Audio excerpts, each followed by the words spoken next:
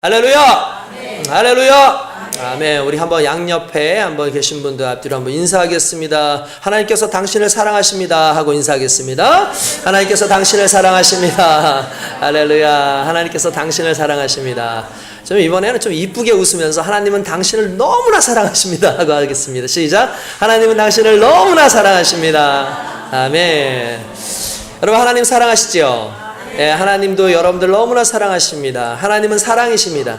그렇기 때문에 우리가 하나님을 사랑한 것이 아니라 하나님이 먼저 우리를 사랑하셨기 때문에 그 사랑 안에 거하는 모든 자들이 하나님 안에서 사랑하게 되는 줄 믿습니다. 여러분, 사랑이라는 것은요, 그냥 어떤 감정적인 요소가 아니에요. 사랑에는 반드시 희생이 있어야 되고, 사랑에는 반드시 우리를 향한 그 뜨거운 가슴이 있어야 됩니다. 예수 그리스도의 십자가의 보혈의 그 놀라운 사건이 왜 사랑이냐 하면 예수 그리스도의 희생이 있었기 때문이에요. 그의 당신의 모든 것을 내어주시면서 우리를 사랑하셨다라는 그 사실 앞에 오늘 저와 여러분들이 사랑의 마음으로 서로를 바라봐야 될 줄로 믿습니다. 최근에도 계속해서 오늘까지인 것 같은데 이 항저우 아시안 게임을 이제 지금 진행하고 있습니다. 여러분들 뭐 어떤 분들은 아시아 게임이 있는지도 모르는 분들도 있어요. 아니, 그런 경기가 지금 진행이 됐었어요?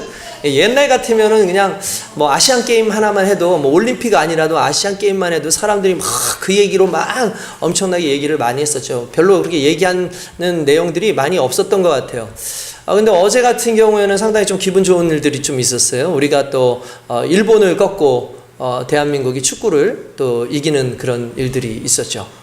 일본을 꺾었다는 것만으로도 그냥 기분이 좋은데, 그게 또 이제 3연속, 그러니까 3연패, 그러니까 금메달을 이제 3회에 걸쳐서 우리가 연속으로 딴 건 이제 아시아에선 처음이다라고 그렇게 얘기를 하더라고요.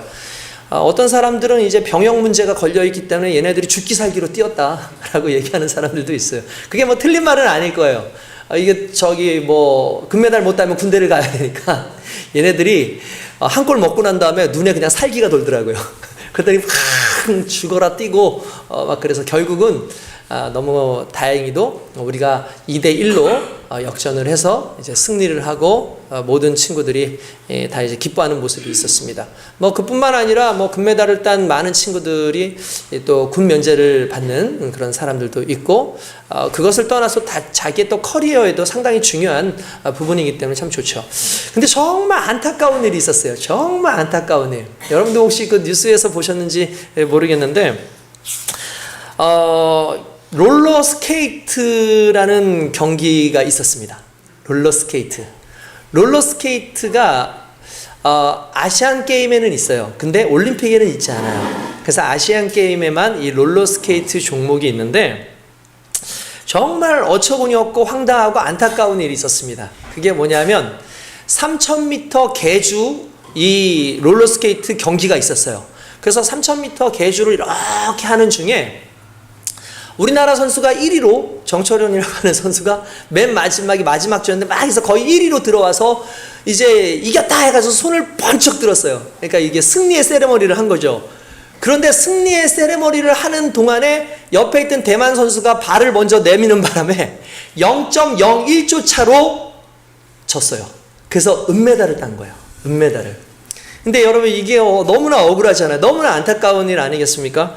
이게 정말 이게 역전승의 빌미가 결국 그 손을 들었기 때문이에요. 이 사람이 그냥 끝까지 그냥 갔으면 충분히 이길 수 있는데 중간에 너무나 기쁘니까 자기가 이제 끝나지도 않았는데 불구하고 그냥 손을 들어버린 거죠.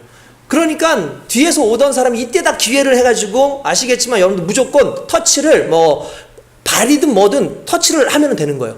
그러니까 대만 선수가 발을 내밀었는데 정말 0.01초, 딱 0.01초 차로 이제 그 사람이 대만이 금메달을 따고 우리가 은메달을 따게 됐습니다. 이게 정말 너무나 안타깝죠. 그러다 보니까 금메달, 은메달도 중요하지만 혜택 자체가 상당히 많은 부분이 날아간 거예요. 그래서 제가 이렇게 좀 살펴봤더니 일단 그 4사람 중에서 2사람이 군 미필자예요. 그래서 이 사람들이 군대에 면제를 받을 수 있는 기회인데 그게 다 날아가 버리고 말았던 거죠. 그러니까 특별한 사유가 없으면 그냥 병역 의무를 져야 돼요. 근데 더 안타까운 게 뭐냐면 이제 아시안 게임에만 롤러스케이트가 있잖아요. 그리고 여러분도 아시겠지만 올림픽은 금운동 중에 하나만 따도 병역 면제를 받는데 아시안 게임은 무조건 금메달을 따야지 병역 면제를 받거든요. 근데 다음 해부터 아시안 게임에서 롤러스케이트가 없어져요. 그러니까 롤러스케이트 종목이 없어지는 거예요. 그러니까 이 사람은 너무나 억울한 거죠. 진짜 너무나 억울한 상황인 거죠. 진짜 듣는 것만으로도 진짜 아쉽잖아요. 그러니까 이제 더 이상 그럴 수 있는 상황이 안 되는 거예요. 게다가 전날에 이제 남자 스프린트에서 1000m 금메달을 딴 사람이 있었어요. 그 사람이 최강호라고 하는 사람인데 이 사람은 이미 그 금메달을 땄기 때문에 개인전에서 땄기 때문에 병역 혜택을 받아야지만 이미 몸이 아파가지고 면제를 받은 사람이에요. 그래서 지병 때문에 상관이 없는데 그 뭐가 문제냐면 지금은 금메달을 딴다고 해가지고 다 연금을 주지 않아요. 옛날에는 우리 저기 아시안 금메달 따도 막 연금 주고 막 그랬잖아요. 그런데 연금을 주지 않고 점수가 있어요. 그래서 금메달 하나 값이 10점인가 그래요. 10점. 그럼 10점이면은 15만 원을 받을 수 있거든요. 15만 원을. 그런데 10점이면 15만 원을 받을 수 있지만 10점이라고 받을 수 있는 게 아니고 최소 20점이 돼야 되는 거예요. 그러니까 20점이면 금메달 몇 개인 거예요? 2개인 거예요. 그러니까 그러면은 매달 30만 원이 평생은 아니고 일정한 정해진 시간이 20년인가 아무튼 그렇게 있어요. 그 기간 동안에 이렇게 계속해서 나올 수가 있는 거죠. 근데 이 사람이 다른 사람인데 1000m에서 우승했던 그 사람은 이제 10점만 따면 되고 거의 금메달이 확실시 되는데 그 순간에 그 한 선수가 세레모니 하는 그 상황 때문에 실은 모든 게 다 날아가 버린 거예요. 이게 너무 안타까운 상황이 발생한 거죠. 그러니까 어떻게 보면 참 이게 정말 가혹한 일일지 모르겠지만 그래서 여러분 끝날 때까지 끝난 게 아닌 겁니다. 끝날 때까지 끝난 게 아니에요. 여러분 이게 인생입니다. 어떻게 이런 일이 있을 수 있어? 라고 말하지만 결국 이런 일이 생겨나요. 내가 이거 다 승리했다라고 손을 번쩍 들어서 내 승리의 세레모니를 이미 했지만 그게 하나의 김치국물처럼 그렇게 돼버린 상황이 된 거죠. 여러분 우리의 인생이 충분히 그럴 수 있습니다. 근데 이게 우리의 인생의 문제만이 아니라 우리의 신앙의 문제에도 동일하게 적용될 수 있다는 걸 늘 생각해야 된다는 거예요. 그래서 신앙은 이미 우리가 구원을 받았다로 끝나는 게 아니라 우리가 구원을 받았지만 이 구원을 끝까지 유지하고 우리가 그리스도 예수의 그 부활의 표대를 향해서 달려가는 인생을 살아야 결국 그 마지막에 우리의 인생이 다 끝나지는 거예요. 정말 여러분과 제가 그렇게 되어지길 주님의 이름으로 축원드립니다. 그래서 바울은 빌립보서 3장 12절에 이미 내가 얻었다 함도 아니요 이미 온전히 이루었다 함도 아니라 오직 내가 그리스도 예수께 잡힌 바 된 그것을 잡으려고 달려가노라. 무엇입니까? 부활이죠. 부활의 표대를 향해서 달려가고 있기 때문에 중간에 놓쳐서는 절대로 안 된다는 거예요. 여러분 우리의 믿음이 그렇게 되길 원합니다. 여러분들 나는 이미 예수 안에서 구원받은 백성이니까 뭐 그냥 이렇게 신앙생활하다가 끝나겠지. 여러분 그렇지 않아요. 신앙생활이라는 건 전에도 말씀했지만 거슬러 올라가는 배와 같아서 거슬러 올라가는 배는 어떻습니까? 물살을 거슬러 올라가기 때문에 계속 저어야 돼요. 계속 젓고 그 물살보다 적어도 더 빠른 또는 더 힘있게 젓지 않으면 물살에 휩쓸려 가게끔 되어 있어요. 우리는 구원받은 하나님의 백성들이지만 우리의 믿음은 항상 머물러 있으면 어제의 믿음으로 그냥 만족해야 되지만 하나님께서는 어제의 믿음으로 우리를 살게 하지 않으시고 오늘의 믿음을 통해서 하나님 앞에 달려갈 때 하나님의 백성으로서 또한 하나님의 사람으로서 그 믿음을 유지하고 천국의 백성으로 살게 하시는 줄 믿습니다. 그러므로 여러분 오늘 저와 여러분들이 무엇보다도 가장 중요시 여겨야 되는 것은 오늘의 이 싸움에서 물러서지 말자. 오늘의 이 상황에서 물러서지 말자. 하나님이 우리에게 주신 이 은혜를 끝까지 지키고 견지하고 결국 이 은혜를 이기기 위해서 하나님과 함께하는 귀한 은혜가 있어야 될 줄로 믿습니다. 여러분 그러려면요 더욱더 하나님의 말씀에 집중해야 돼요. 그러려면 더욱더 하나님의 원하시는 삶을 우리 삶 가운데 좀 집중하는 그런 삶을 살아야 되는 줄로 믿습니다. 지난번에 어떤 그 이야기를 듣게 됐는데 그런 얘기가 있더라고요. 마약 이야기가 나왔어요. 마약 이야기. 그러니까 우리나라가 이젠 더 이상 마약 청정국이 아닙니다. 마약 청정국이 아니에요. 그러니까 우리나라 수준에서는 10,000명 이하 정도가 돼야지 실은 청정국이라는 이름을 가질 수 있는데 이미 우리 예전에 오래전에 이미 10만 명이 넘고 그래요. 그러니까 지금 우리나라가 상당히 마약에 민감한 그런 상황이 온 거죠. 그런데 특별히 요즘에 뜨는 마약이 있어요. 여러분 그게 뭔지 아십니까? 실은 요즘에 뜨는 건 아니고 과거에 떴던 건데 그게 뭐냐면 펜타닐이라는 거예요. 펜타닐. 그럼 샌프란시스코 이런 곳에 필라델피아 이런 곳에 가면은 샌프란시스코 이런 거 가면은 사람들이 막 고개를 꺾고 있고 막 일반적으로 좀비랜드라고 불리는 곳이 있어요. 막 사람들이 막 이렇게 허리가 꺾여 있고 막 이상한 포즈를 하고 있고 걷지도 못하고 있고 침을 흘리고 있고 막 그런 데가 있어요. 그러니까 근데 그게 워낙 많은 거예요. 그 사람들이 뭐냐면 펜타닐 중독이에요. 펜타닐 중독자인데 중요한 건 얼마나 많은지 경찰이 잡아가지도 않아요. 너무 많으니까 이 사람들을 수용할 곳도 없고 이 사람들을 데려갈 곳이 없으니까 이 펜타닐이라고 해서 수많은 사람들이 원래 펜타닐은 진통제입니다. 펜타닐 진통제인데 이 진통의 효과가 일반적인 진통제보다 약 100배 정도의 효과를 낸다는 거예요. 그러니까 어마어마한 거죠. 그러니까 펜타닐의 특별히 특징이 뭐냐면 펜타닐은 다른 거는 먹어야 되고 주사를 놔야 되는데 펜타닐은 그냥 붙이는 거예요. 패치예요. 패치. 그래서 이 등에다가 요런 데다가 아픈 데가 있으면 이 펜타닐을 붙이면 그게 한 3일 정도 진통 효과를 준대요. 그래서 어마어마한 효과를 가지고 있다 그래요.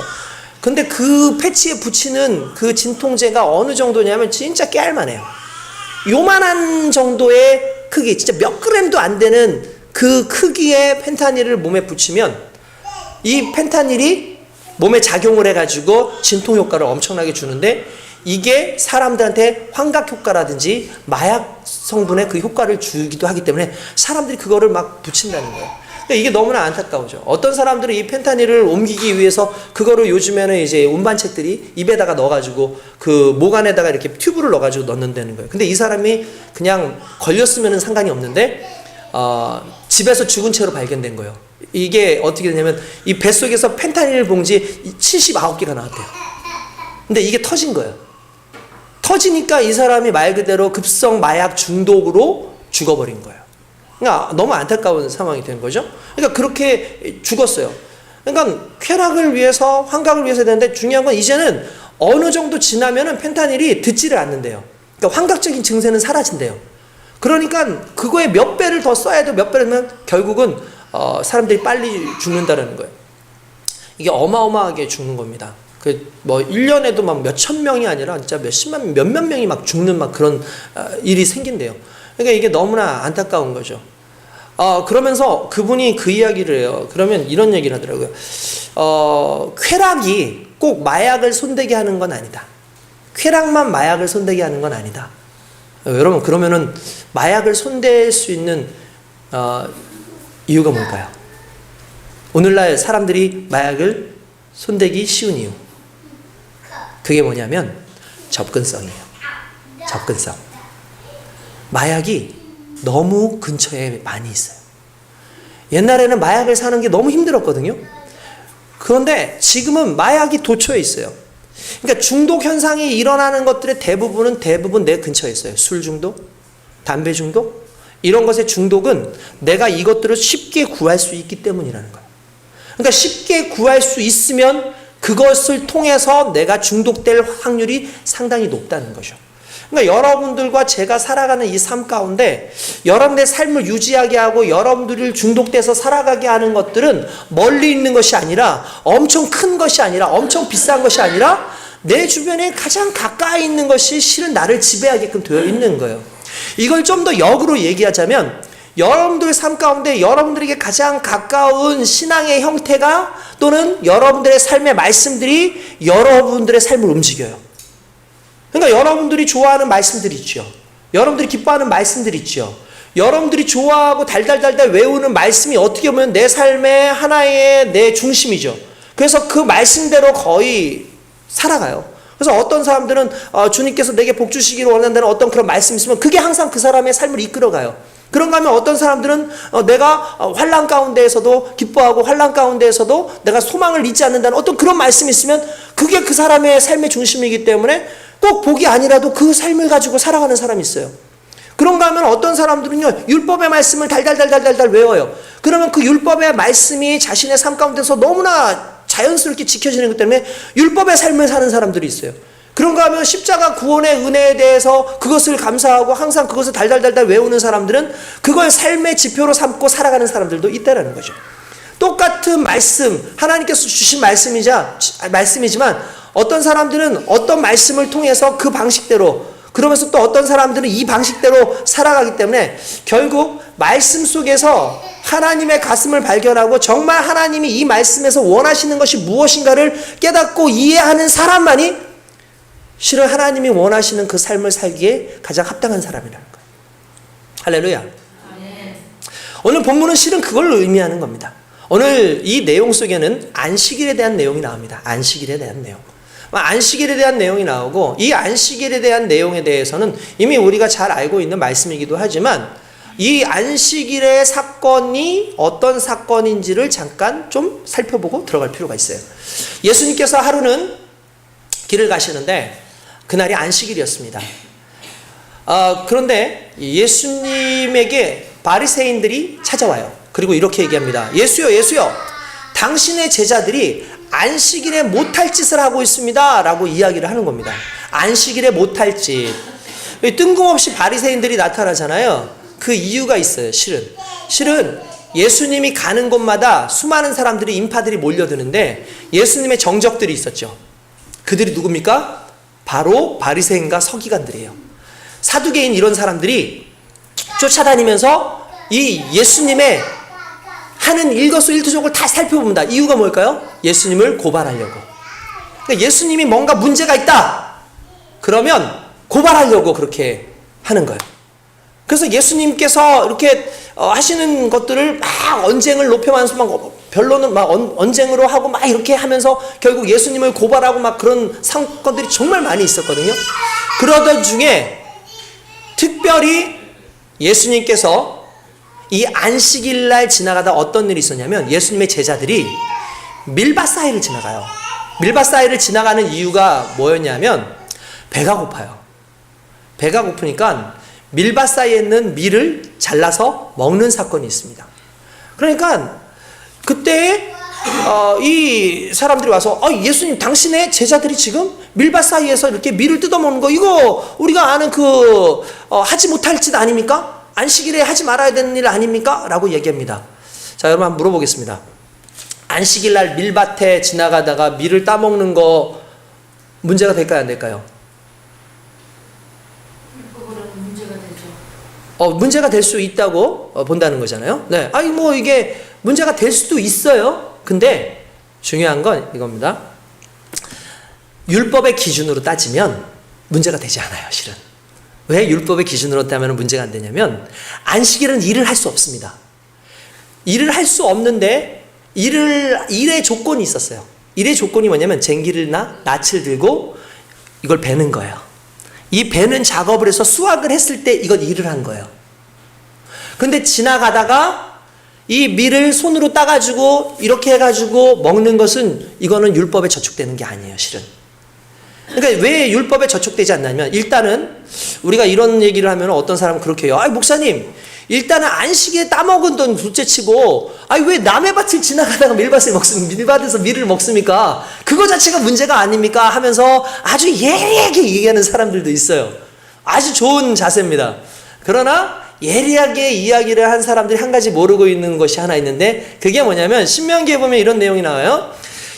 반드시 농사를 짓고 나서 볼이나 밀을 거둘 때에 일정 분량을 그냥 놔두게 되어 있어요.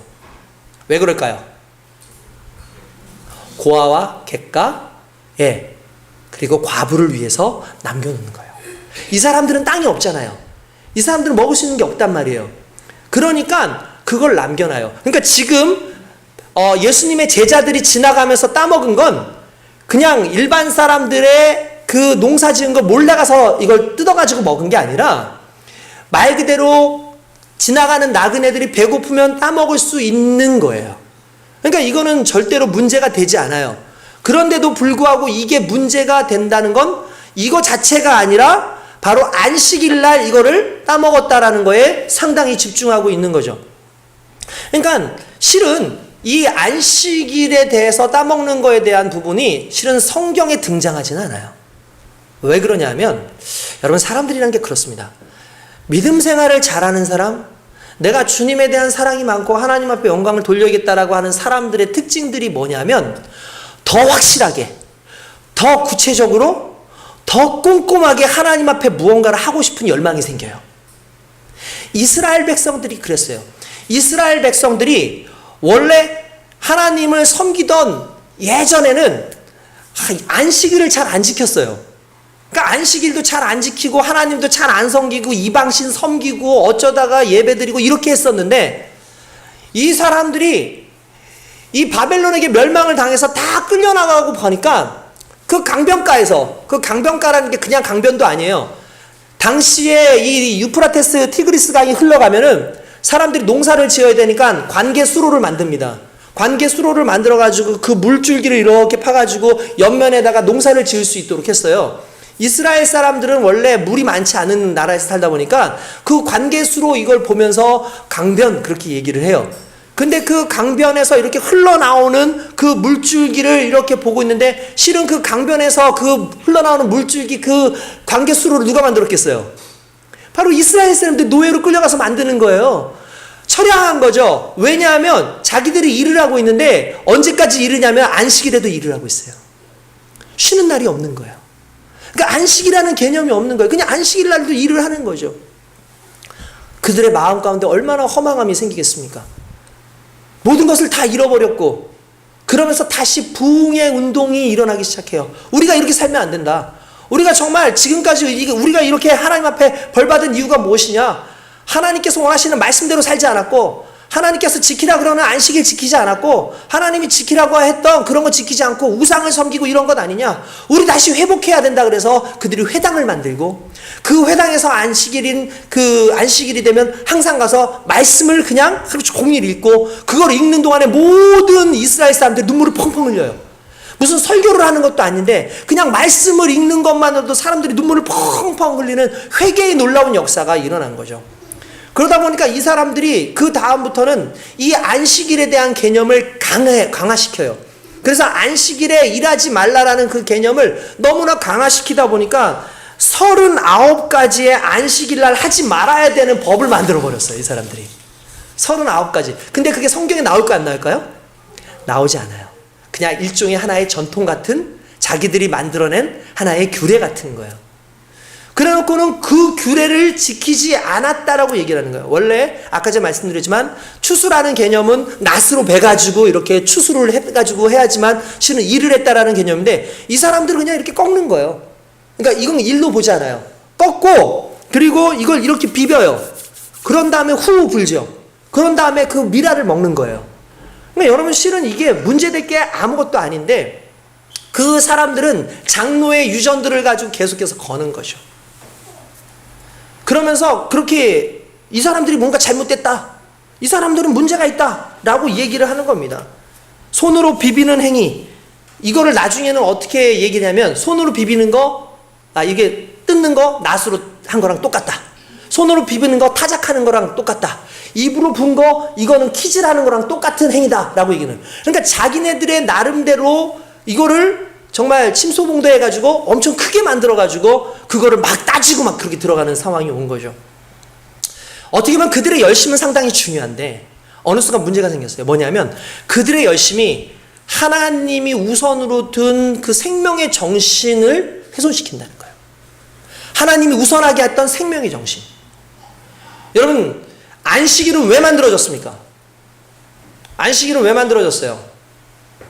안식일은 말 그대로 하나님께서 우리에게 쉼을 주시기 위해서 한 거예요. 근데 그 안식일을 그 이전까지는 제정하지 않다가 모세의 시대 때 하나님께서 안식일에 대해서 정확하게 제정을 하셔요. 이유가 있습니다. 왜냐하면 모세의 그 이스라엘 백성들이 애굽에서 400년간 안식이 없었어요.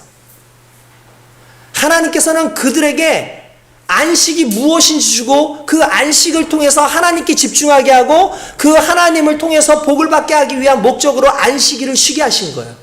그러니까 안식일은 누구를 위한 거예요? 우리를 위한 거예요. 안식일은 우리를 위한 거예요. 오늘 주일이 누구를 위한 거예요? 오늘 여러분들이 하나님 앞에 예배를 드려서 우리는 하나님께 영광을 돌립니다라고 하지만 그 영광의 빛이 누구에게 비쳐요? 오늘 우리에게 비친다고요. 하나님의 은혜가 함께하는 그 순간에 임해요. 근데 누구에게 임해요? 우리에게 임해요. 그러니까 결과적으로 우리가 드리는 예배와 우리가 안식의 개념을 우리는 너무나 율법적인 개념으로 하나님의 영광을 위해서 모든 사람들이 다 모든 걸 멈추고 자기의 피해를 또는 손해를 감수하더라도 그걸 해야 된다고 하지만 실은 하나님께서 우리의 연약한 인생을 아시기 때문에 우리에게 주시는 가장 복된 날이 안식일이고 오늘 주일인 줄로 믿습니다. 그게 바로 생명의 개념인 거예요. 근데 어느 순간 이 안식일이라는 틀이 하나님께서 주시고자 하는 참된 안식과 이런 모든 걸 다 망가뜨려 보여요. 그래서 사람이 다치잖아요. 안식일에는 사람이 다치면 그냥 겨우 살 정도만 되고 고쳐주지 않아요. 불이 나잖아요. 그럼 그거 끄지도 않아요. 이게 안식입니까? 이건 안식이 아니죠. 오히려 괴로움이죠.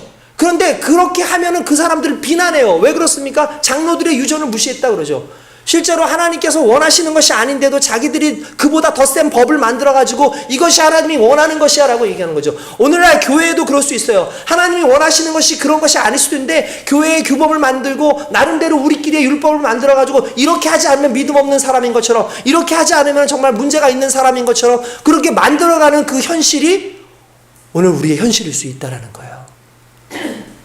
여러분, 그래서 우리가 우리의 열심이 가끔 주객전도되어서 하나님보다 하나님께서 우리에게 주신 그것을 지키는 데 더 집중하게 하고 하나님보다 하나님께서 만들어주신 그것을 더 사랑하게 하는 그 열심으로 그렇게 변경될 때가 있어요. 오늘 저와 여러분들이 철저하게 그 모든 부분에서 내려놔야 될 줄로 믿습니다. 그렇게 얘기하니까 예수님께서 와서 그렇게 얘기합니다. 야, 너희들 말이야, 다윗이 자기와 그 함께한 사람들 시장할 때 일 몰라? 라고 얘기합니다. 그 얘기가 무슨 얘기냐면 다윗이 사울 때문에 도망가던 시기가 있었어요. 사울은 이미 그 당시에 미치광이었습니다. 그냥 눈에 이 다윗을 죽여야 된다라는 그 하나 가지고 그것도 왜 그래요? 그를 질투하고 시기해가지고 죽여야 된다라는 그 마음 하나 가지고 막 죽이려고 합니다. 그러니까 이 사울을 피해가지고 막 도망을 가죠. 그래서 놉이라고 하는 그 땅에 갑니다. 놉 땅에 갔더니 거기에 성소가 하나 있고 그 성막 안으로 피신해서 들어갔는데 거기 보니까 아히멜렉이라고 하는 그 제사장 한 사람이 거기 있는 거예요.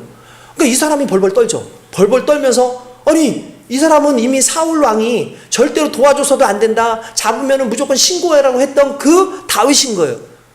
그러나 그 아히멜렉은 알았어요. 이 사람이 하나님의 사람인 걸 아는 거죠. 다윗이 배가 고픕니다. 배가 고파가지고 뭐라고 얘기냐면 혹시 당신 나에게 먹을 것을 좀 줄 수 있느냐? 내게 먹을 것을 줄 수 있냐? 그러면서 원래 성경에는 내게 떡 5덩어리 정도 줄 수 있느냐라고 얘기해요. 당시에 사람이 한 끼 먹을 수 있는 그 식량이 떡 5개예요. 그러니까 여러분들 그 우리가 일반적으로 보리떡 5개와 물고기 2마리라고 그러잖아요. 그게 실은 한 끼 식사의 기본적인 틀이에요. 그러니까 이 다윗이 그 얘기를 하죠. 나한테 좀 먹을 것을 주면 안 되겠느냐. 그러니까 이 아히멜렉이 이 제사장이 뭐라고 그러냐면은 일단은 그렇게 얘기해요. 이거 다 어디 갔냐? 네 사람들 다 어디 가고 너하고 이렇게 몇몇만 이렇게 왔어. 그러니까 이 다윗이 그때 거짓말을 해요. 뭐라고 하냐면 실은 우리가 지금 특수 임무를 맡고 있다. 그래서 사울왕이 우리가 시키는 어떤 일들을 우리가 하고 있다 라고 얘기를 해요. 그러니까 자기를 죽일지도 모르니까 겁이 나니까 다윗이 그렇게 얘기하지만 아히멜렉은 알죠. 그리고 하나님께서 그를 사랑하시는 걸 알아요. 그러니까 이렇게 얘기합니다. 내가 당신에게 줄 수 있는 것은 다른 것은 없고 내가 떡은 없고 거룩한 떡이 있다라고 얘기해요. 그 거룩한 떡이 뭐냐면 성소에 들어가면 성소에는 안식일 날마다 진설병이라고 하는 떡을 12개를 놓습니다. 12개는 12 그 지파를 의미하는 것이에요. 그래서 12개의 떡을 이렇게 놓고 안식일만 되면은 놔뒀다가 그 다음에 이거를 새로운 떡으로 바꾸면서 이게 빼나가요.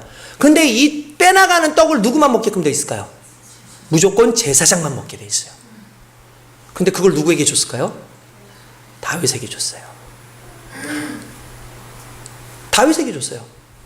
근데 그 이후로 그 누구도 다윗의 이 일에 대해서 제사장의 이 일에 대해서 책망하는 사람은 아무도 없어요. 여러분 왜 그랬을까요? 이유가 뭘까요? 그 의미가 뭔지를 알잖아요. 예수님은 하나님은 율법이라고 하는 어떤 틀보다 생명이라고 하는, 사랑이라고 하는 그 의미를 더 중요시 여기는 거예요. 그러니까 오늘날 수많은 사람들이 율법적인 또는 자기가 만들어 얻은 틀 안에서 살기를 원하고 그 틀에서 벗어나면은 이건 마치 믿음이 없는 사람인 것처럼 보이지만 하나님께서 원하시는 것은 생명이에요. 하나님께서 원하시는 것은 사랑이고 하나님께서 원하시는 것은 그 율법에 옥죄어서 죽어가는 인생이 아니라 그 율법을 뛰어넘더라도 그 안에서 우리에게 주시고자 하는 하나님의 사랑과 생명이라는 거죠. 그게 오늘날 우리에게 주어진 정신인 거예요. 그리고 그것이 오늘날 그리스도 예수의 은혜인 겁니다. 그러면서 또 이런 얘기도 해줘요. 야, 너희 안식일날 일하지 말라 그랬다고? 그래, 좋다. 그런데 너희도 알겠지만 제사장은 안식일날 일하지 않냐. 여러분, 제사장들은 안식일날 뭐예요? 가서 이제 일하잖아요. 물건들 들고 제사하고 제단에다가 불러가지고 이거 다 한단 말이에요. 안식일날 한단 말이에요. 근데 안식일날 그 일을 하는데도 불구하고 그걸 죄라고 하지 않는다라는 거죠. 그러니까 여러분, 이게 이 속에서 들어있는 게 무슨 의미겠어요? 그러니까 하나님 사랑의 정신, 생명의 정신을 의미하는 거예요. 오늘 저와 여러분들이 그 생명의 정신 가운데 있어야 될 줄로 믿습니다. 그러니까 여러분들을 얽어매고 있는 그 프레임이 뭔지를 자꾸 좀 생각해 볼 필요가 있다는 거예요. 뿐만 아니라 예수님께서 이렇게 얘기하시죠. 그래, 좋다. 안식일날 그렇게 하지 않으면 되지. 근데 이렇게 얘기해요. 그 안식일보다 더 큰 이가 여기 있지 않냐라고 얘기해요. 그 말은 무슨 말입니까? 안식일의 주인이 하나님이에요. 예수님이에요. 이 말은 다른 말로 하면 우리는 예수님보다 예수님을 둘러싸고 있는 그 테두리를 지키는 데에 혈안되어 있어요. 예수님의 사랑보다, 예수님을 만나는 것보다, 예수님의 그 허용하심보다 세상적인 그 패러다임 속에 머물러 있는 것을 더 기뻐하고 좋아하고 그것이 믿음의 형식이라고 생각할 수 있는 거죠. 여러분, 철저하게 그것을 내려놔야 될 줄로 믿습니다. 그 내려놓는 정신이 오늘 저와 여러분들에게 필요하다는 거예요. 여러분, 제가 아까 전에도 말한 프레임 싸움이 상당히 중요해요. 미국의 맥도날드 한 매장에서 햄버거 패티 안에 지렁이가 있다는 소문이 팍 퍼졌어요. 햄버거 패티 안에 지렁이가 있다는 거예요. 지렁이가. 그러니까 지렁이가 있다 그러니까 이 사람들이 놀래가지고 막 검사를 하는데 어쨌든 간에 워낙 맥도날드가 유명하다 보니까 그 얘기가 난다면서 사람들이 맥도날드를 가지를 않는 거예요. 그래서 이거를 조사를 했더니 알고 봤더니 누가 악의적으로 이렇게 이야기를 해가지고 퍼진 이야기였어요. 그래서 이거 아니다 보도도 해주고 막 했는데 사람들은 이미 들은 게 있기 때문에 그거를 잘 다시 이제 가서 먹으려고 하지는 않는 거예요. 그러니까 맥도날드에서 어떻게 했냐면은 안에다가 이제 그 신문하고 광고지에다가 뭐라 쓰면 맥도날드 패티 안엔 지렁이가 들어있지 않습니다라고 아예 광고를 해가지고 밑에 식약청에서 검사한 거 뭐 한 거 그리고 누가 어떻게 해서 보낸 거에 대해서 쫙 전문을 해가지고 딱 사람들한테 했는데 그럼에도 불구하고 사람들이 더 떨어지는 거예요. 더 떨어지는 거예요, 오히려. 그래서 사람들이 분석하기 시작했어요. 경제학자들 분석하고 모든 사람들이 심리학자들 분석했는데 이유는 간단했어요. 맥도날드 지렁이 얘기가 나올 때마다 그냥 지렁이가 생각이 나는 거예요. 그러니까 지렁이가 생각이 나는 거예요. 그러니까 맥도날드에 지렁이가 들어있지 않지만 지렁이가 없습니다라는 그 말에도 결국은 지렁이가 생각이 나는 거예요. 그러니까 사람들이 지렁이라는 그 생각 때문에 이 맥도날드 그러면 그냥 안 먹게 되는 거죠. 그 다음부터는 이제 광고를 바꿨어요. 그래서 광고를 바꿔서 이 사람들이 지렁이 얘기는 전혀 하지 않고 새로운 음료 그리고 감자튀김을 좀 더 많이 만들었다는 그 내용 그리고 새로운 햄버거가 있는데 이 햄버거가 얼마나 몸에 좋은지에 대한 그런 식으로 했는데 그런 걸 계속 방송을 하고 나니까 어느 순간부터 다시 매출이 늘어나더라는 거예요. 여러분, 이게 상당히 무섭죠. 어떻게 보면은 여러분, 우리가 반복되는 죄의 굴레에서 벗어나기 위해서 죄를 이기자 라고 얘기하면 자꾸 우리는 죄를 생각해요. 죄를 이기자 그러면 이겨야 된다라고 하는 그 노력, 애씀에 대해서 생각을 하니까 그냥 그걸 듣는 것만으로도 힘들어요. 죄를 이기자 그래, 죄를 이기는 거 알겠어. 그 죄를 이기려니까 힘써야 돼. 이겨야 되니까 싸워야 돼. 이게 우리로 하여금 더 지치게 하고 힘들게 하는 거죠. 그러니까 어떻게 해야 되겠습니까? 이거예요. 죄를 이기자에 집중하는 게 아니라 죄를 이길 힘을 주시는 하나님의 은혜에 집중하는 거예요. 이게 여러분 프레임 싸움이에요. 여러분, 신앙의 프레임은 율법이라고 하는 어떠한 그 틀에 의해서 그것이 얼마나 우리를 죄를 정죄하는가가 중요한 게 아니라 그 율법을 뛰어넘어서 하나님께서 우리를 생명 주시고 사랑하고 계신다라는 그 사실을 알려주시는 거죠. 할렐루야. 심지어는 예수님께서 안식일 날에 하루는 예수님께서 말씀을 증거하는데 한쪽 손, 오른쪽 손이 말린 사람이 오는 겁니다. 이게 말렸다라는 게 아마 혈기가 말라서 그런 걸 수도 있고 아니면은 제가 생각해 보기에는 이게 중풍병 같은 게 아닌가라는 생각도 들어요. 여러분도 아시겠지만 중풍병 걸린 사람들 이렇게 하면서 가는 거 많이 봤잖아요. 그러니까 요 팔이 말려 있는 그 부분이 아마 그랬을 수도 있다라고 생각을 합니다. 근데 예수님께서 그를 고치시려고 하니까 갑자기 또 바리새인들이 나타나요. 안식일에 사람을 고치는 게 맞습니까? 안식일에 사람을 고치는 게 맞습니까? 라고 이야기를 하는 거예요. 여러분 생각을 해보십시오. 이 안식일 날 사람을 고치는 게 맞습니까? 누구의 가슴이냐에 따라서 달라요. 율법을 가지고 있는 사람들, 유대인의 그 관심 속에서 안식일날 병을 고치는 것, 안식일날 병을 고치는 건 안식일이라는 것이 자꾸 눈에 들어와가지고 안 되로 보여지만 만약에 그 부모라면 그 말은 이 손이 매말 이렇게 돌아간 사람이 그 부모라면 살리는 게 맞죠. 하나님이시라면 살리는 게 맞죠. 우리가 어떤 가슴의 삶을 사느냐에 따라서 여러분 삶이 달라지는 거예요. 우리가 하나님의 가슴으로 부모의 가슴으로 병든 자를 보면 안식일이 보이지 않아요. 그 사람이 보이죠. 우리 주님이 그걸 말씀하시는 거예요. 주객이 전도됐다. 하나님께서 우리를 살리기 위해서 오셨는데 살리기 위해서 주신 안식일이 오히려 사람을 죽이고 있다. 오히려 안식일은 너희를 정죄해서 짜증나게 하고 지겹게 하는 날이 아니라 오늘 오히려 그날은 하나님을 만나서 기쁘고 그 하나님을 통해서 생명을 얻고 그 하나님을 통해서 사랑을 얻는 날이니까 거기에 집중하라는 거예요. 그게 하나님의 가슴인 겁니다. 결국 예수님께서 그들에게 그래 너희한테 한 가지 얘기 줄게. 잘 들어봐. 너희 중에 어떤 사람이 양 한 마리가 있는데 안식일에 구덩이에 빠졌다. 끌어내겠냐 안 끌어내겠냐 라고 얘기합니다. 여러분 끌어내요 안 끌어내요?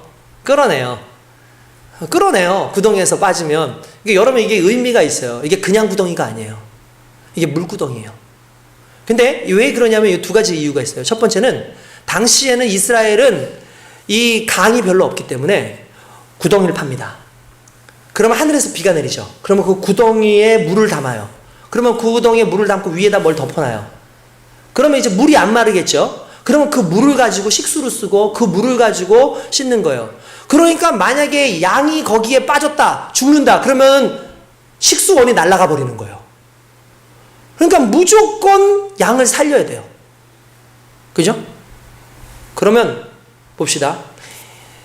양을 꺼내라 라고 했을 때 이 양을 위함입니까? 사람을 위함입니까? 사람을 위함이죠. 그러니까 율법에는 그 양을 꺼내게 돼 있어요.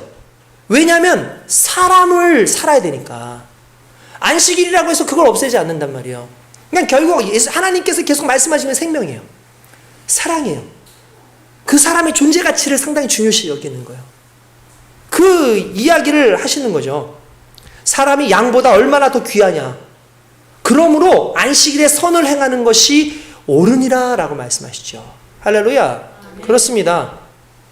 자, 이제 이 가운데서 대립이 있어요.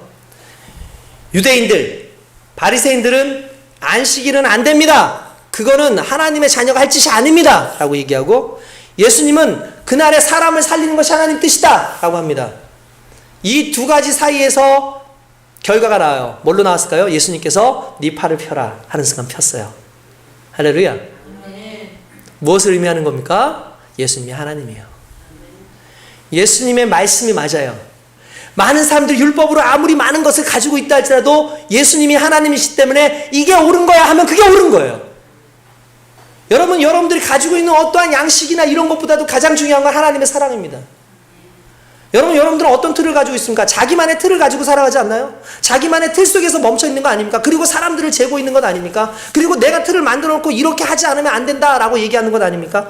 최근에 차들을 보면은 차 뒤에 이런 거 붙어 있는 거 아시죠? 아이가 타고 있습니다. 우리 아이 먼저 구해주세요. 그거 보셨죠? 우리 아이 먼저 구해주세요. 그러면서 옆에 혈액형을 또 해놔요. 뭐 A 플러스라든지 뭐 이런 것들을 해놔요. 그러면은 아이 둘입니다. 이렇게 해가지고 하는 거였어요. 그러면 이제 사람들이 저도 이제 종종 그거 보면서 참 오지랖이다 이런 생각도 들 때가 있어요. 가끔씩. 그러면 여러분 그걸 해놨기 때문에 진짜 실제로 차량 사고가 났을 때 구조가 그러면 그렇게 되느냐? 아닙니다. 구조대원들이 어느 날 하는 내용을 봤어요. 그거 보지 않는데요. 사고가 나면 일단 제일 먼저 위급한 사람 먼저 구하는 거예요. 그게 어린아이든 어른이든 상관없이 일단 가장 위급한 사람을 먼저 구한다는 거예요. 그러니까 위급한 사람, 생명에 이상이 있는 사람을 먼저 구하는 게 당연한 거죠. 그런데 오히려 뒤에 붙여놓은 그게 힘들게 할 때가 있대요. 왜냐하면 여러분들 아시겠지만 그거 붙여놔도 대부분 아이가 타지 않을 경우가 상당히 더 많아요. 그러니까 이 사람들이 처음에 그걸 보고 나서 들어가서 아이를 구하려고 왜냐 애들은 몸이 작으니까 안으로 들어갈 수도 있고 막 그렇잖아요. 이 아이들은 막 찾으려고 하다가 보니까 실제로 살려야 되는 사람을 못 살리고 심지어 이 구조대원들까지도 크게 뭐 다치거나 죽는 상황이 발생을 하니까 뒤에 붙여있는 게 오히려 자기네들한테 도움이 안 되는 거예요. 그러니까 아예 그런 상황에 대해서 신경 쓰지 않고 그냥 구조할 때 제일 위급한 사람, 죽을 수밖에 없는 사람을 제일 먼저 그냥 꺼내는 거예요. 일단은 제일 빼기 쉬운 사람부터 막 꺼내고 그 다음에 나서 마중에 본다는 거예요. 혈액형도 써놔도 의미 없어요. 왜냐하면 혈액형 아무리 써놔도 병원 가면 다시 혈액 검사합니다. 그러니까 혈액형 그거 의미도 없어요. 근데 사람들은 내 아들을 사랑하고 내 자식을 사랑하니까 자식을 사랑하기 때문에 거기 뒤에다 딱 붙여가지고 이렇게 합니다라고 하죠. 근데 중요한 건 내 자식이고 내가 사랑하는 자식이고 사람들 눈에는 그렇게 안 보인다고요. 내가 생각하기엔 이게 옳다고 생각할 수 있지만 하나님 보시기에는 그게 옳지 않을 수 있어요. 여러분들의 인생 가운데 딱 걸어놓고 사는 거예요. 나는 돈이 중요합니다. 나는 명예가 중요합니다. 나는 자녀가 중요합니다. 나는 이런 것이 중요합니다. 저런 것이 중요합니다. 이것 먼저 도와주세요. 이것 먼저 해결해 주세요 라고 여러분들이 얘기하지만 주님은 가장 갈급한 것 먼저 보시고 가장 생명에 관련된 걸 보시고 그 사람에게서 가장 필요한 것을 먼저 보시고 손을 내미시는 하나님이라는 걸 믿으시길 주님의 이름으로 축원드립니다. 결국 여러분들의 프레임에 여러분들이 갇혀서 사는 거예요. 돈의 프레임에 있는 사람들은 항상 모든 걸 다 돈으로 평가합니다. 이거 돈 되냐 안 되냐? 사람들 만나요. 친구들 만나요. 그럼 그 친구들 만났을 때 돈 되냐 안 되냐? 내가 누군가를 도와주려고 그래요. 그럼 그 도와줬을 때 나중에 너한테 이익이 돼서 돈이 되냐 안 되냐? 이게 돈의 프레임 안에 있는 사람들이 바라보는 세상이겠죠. 그런가 하면은 요즘에는 감정의 프레임이라는 것도 있어요. 감정의 프레임이 있어서 자신의 감정에 맞춰가지고 모든 걸 그 감정 안에 넣어요. 이성적인 것도 실제로 논리적인 것도 모든 것도 내 감정에 안 맞으면 다 때려치는 거예요. 오늘 내가 기분이 좋지 않으면 이걸 하지 않을 수도 있어요. 내가 오늘 기분이 좋으면 하지 않아도 되는 것까지 할 수 있어요. 이게 감정의 프레임인데 의외로 21세기를 살아가는 수많은 사람들이 이 감정의 프레임 속에 많이 들어가 있다는 거예요. 그래서 이것이 안타깝게도 신앙 안에도 들어와요. 내가 오늘 기분이 안 좋고 내가 너무나 속상하면 주일 예배를 빠질 수도 있고 내가 힘들면은 정말 하나님께 예배드리거나 내가 나아가는 것까지도 저버릴 수 있는 그 프레임 속에 살아가는 신앙인들이라는 거예요. 그래서 우리는 은혜의 프레임 속에 살아야 됩니다. 하나님 말씀의 프레임 속에 살아가야 되는 겁니다. 정치의 프레임을 걸린 사람은 정치적인 내용으로 모든 것을 볼 수 있겠죠. 지식의 프레임 속에 있는 사람들은 내가 알고 있는 그 지식 안에서 모든 걸 다 넣을 수 있겠죠. 그러나 하나님께서는 그렇게 말씀하시는 것이 아닙니다. 생명, 사랑. 오늘 너희가 가지고 바라보고 있는 그 프레임이 우선이 아니라 그 프레임을 위해서 사용하고 있는 내가 실은 우선이야. 여러분 하나님을 우선으로 하고 있습니까? 아니면 하나님께서 여러분들에게 주신 것을 우선으로 하고 있습니까? 하나님이 우선이어야 되고 하나님이 내 인생의 진짜 프레임이어야 되는데 하나님이 주신 것이 우선이 돼가지고 그게 내 인생의 잣대고 이게 누군가 건들면은 하나님이 주신 건데 왜 그래?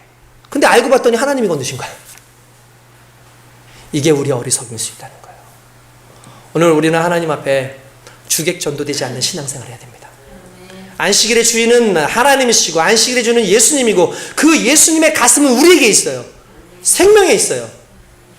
그 말처럼 여러분들이 살아가는 그 세상 가운데 여러분들이 살고 있는 그 모든 프레임, 어떤 틀 안에서 벗어나서 하나님의 틀 안에서, 하나님의 가슴의 틀 안에서 세상을 바라보고, 하나님의 가슴에서 내 자녀들을 바라보고, 하나님의 가슴에서 내게 주어진 모든 것들을 바라보면 중요한 건 그 하나님께 더 집중하게 되어 있습니다. 오늘 저와 여러분들이 그렇게 주님 앞에 살아가는 진정한 주님을 주인으로 모시는 저와 여러분 되시기 주님의 이름으로 축원드립니다. 기도하겠습니다.